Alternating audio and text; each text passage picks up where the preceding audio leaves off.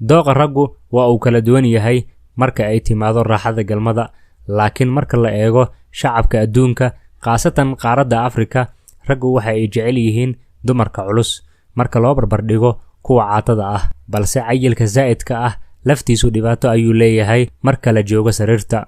Ragga madow waxa ay jecel yihiin dumarka jirka leh oo doolaha iyo naasaha u waaweyn. Dumarka caatada ah raggu ma jecla, sababtuna waxay tahay marka sariirta la joogo aysan lahayn raaxo fiican.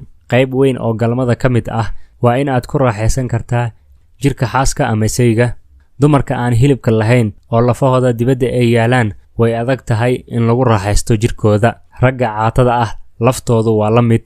Dhanka kale, dumarka aadka u cayilan ee culus laftoodu waxay u baahan yihiin awood dheeri ah in sariirta lagu maamulo, khaasatan haddii ay gabadha doonayso in ay dusha ka fuusho ninka. Waxaa macquul ah in ninka ay dhib ku noqoto inuu qaado culeyskeeda.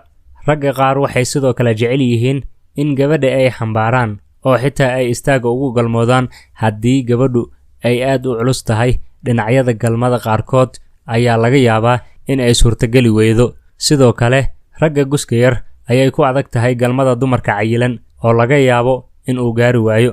Ugu dambeyntii, wax kasta waxa ay ku fiican yihiin dhexdhexaadka. Galmaduna waxay ku macaan tahay gabadha culeyskeedu uu yahay mid dhexdhexaad ah oo aan zaa'id ahayn isla markaana aan caato ahayn.